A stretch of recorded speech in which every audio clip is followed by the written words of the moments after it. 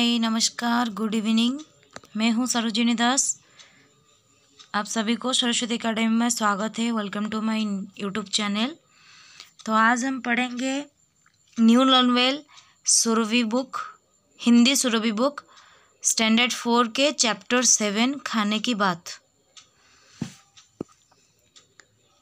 तो कविता के बारे में क्या कहा गया है? भोजन करते समय हमें कुछ शिष्टाचारों का पालन करना चाहिए, जैसे खाते समय बोलना नहीं चाहिए, मुंह से आवाज़ नहीं निकलनी चाहिए, खाना मेज पर नहीं गिराना चाहिए, खाने को चबाकर खाना चाहिए और खाने में संयम बरतना चाहिए। तो हम जब भोजन करते हैं, बैठते हैं, तो तभी हमें कुछ नियम पालन करना पड़ता है, कुछ शिष्टाचारों के पालन करना पड़ता है। जैसे कि खाते समय हम बात नहीं कर सकते, हमारे मुंह से आवाज़ नहीं निकलेगी, और हम जब खाएंगे हमारे चारों तरफ खाना गिराना नहीं है, खाना को अच्छे तरीके से चबा के खाना है और धैर्य से खाना है। तो आइए इस कविता में पढ़ें कि काकू जी की खाने की आदतें कैसी थी। तो यहाँ पर हम किसके बारे में पढ़ेंगे? काकू जी के बारे में। कौन सी आदत? कि काकू जी कैसे खाते थे, उनकी खाने की आदत कैसा थी। तो फिर चलो टेक्स्ट के तरफ। मौसा मौसी बुआ फूफा ने आना था आज, काकू रानू डिम्पी निकी को भी लाए साथ। बड़ी देर तक लगे ठहाके, हुई लंबी बातें, लेकिन खाने के टेबल पर थम गई सबकी सांसें। सड़प सड़प पच पच सुनकर हुए सभी खामोश, काकू जी को खाता देख उड़े सभी के होश। पूरी छोले रायता सब्जी चावल का था ढेर, गप गप खाते जाते काकू नहीं लगाते देर। दोनों हाथ सने चावल में मुंह में भरते कौर, चाट चाट कर प्लेट कटोरी बोले लाओ अब कुछ और। काकू जी भर मुंह में खाना जब करते थे बात, गिरते उनके मुंह से छोले पूरी रायता भात। आधा खाना खाकर आधा इधर उधर फैलाया, लेकर एक बड़ी डकार सबको यूं चौंकाया। दादाजी ने बड़े प्यार से तब उनको समझाया, बेटा खाना नहीं भागता जो तुमने ऐसे खाया। काकू जी ने शर्मा कर फिर जोड़े अपना हाथ, सीखूंगा मैं अच्छी आदत कर दो मुझको माफ़। तो ये रहा आपकी पूरी टेक्स्ट। तो आइए अब मतलब समझते हैं। मौसा मौसी बुआ फूफा ने आना था, मौसा मौसी बुआ फूफा ने आना था आज, काकू रानू डिम्पी निकी को भी लिए साथ। आज मौसा मौसी और बुआ फूफा को आना था, और साथ में किनको ला रहे थे? काकू रानू डिम्पी और निकी को साथ में लेकर आ रहे थे। बड़ी देर तक लगे ठहाके, हुई लंबी बातें। ठहाके यानी कि जोर जोर से हंस हंस कर बातें करना। तो बड़ी देर तक बहुत ज़्यादा टाइम तक, बहुत ज़्यादा समय तक उनके बीचों बीच जोर जोर से हंस हंस कर बातें चली, और बहुत लंबी बातें चली, लेकिन खाने की टेबल पर थम गई सबकी सांसें। और जब वो सब खाने की टेबल पर गए तो चकित हो गए, उनकी सबकी सांसें जैसे थम सी गई, जैसे रुक गई। सड़प सड़प पचपच सुनकर हुए सभी खामोश, काकू जी को खाता देख उड़े सभी के होश।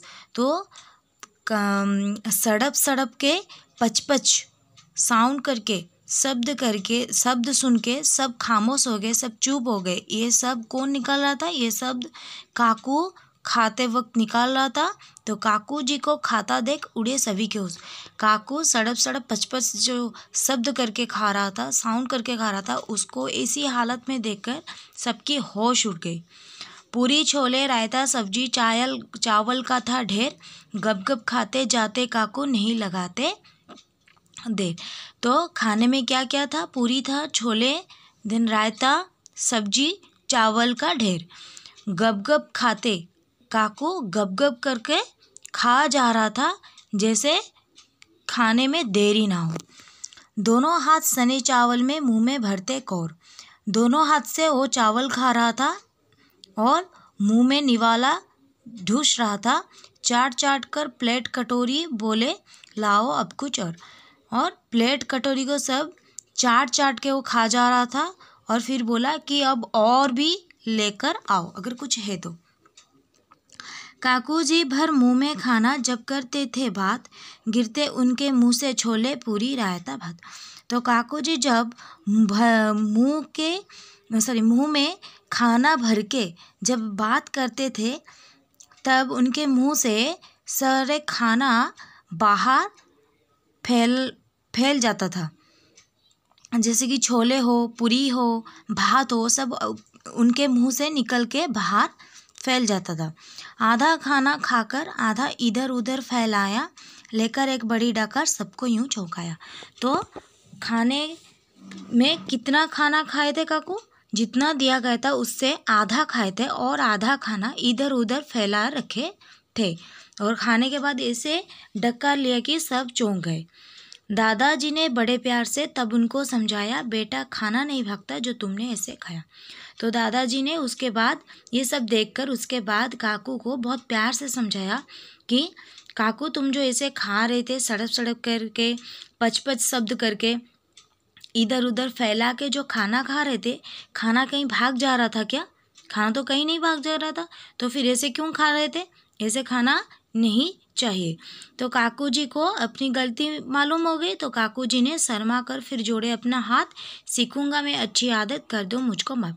तो काकू जी ने क्या किया, अपने हाथ को जोड़ा और बहुत ही ज़्यादा उसको ख़राब लगी कि वो ऐसे खा रहा था, ख़राब लगा। और उसने अपने दादाजी से बोला, दादाजी जी कि मैं अपनी खाने के वक्त जो साउंड करती हूँ, जो शब्द करती हूँ, उसको अब नहीं करूँगी। जो जो अच्छी आदत है बस उसी को सीखूँगी।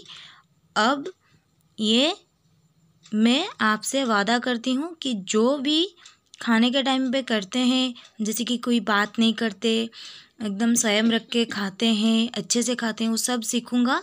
और मुझको आज माफ़ कर दो, मुझे जाने दो, मैं बाद में सारे आदत सीख लूँगा। यानी कि आज से, यानी कि अभी से ये सब कुछ आदत छोड़ देती हूँ, सारे अच्छी आदत सीख जाऊँगा।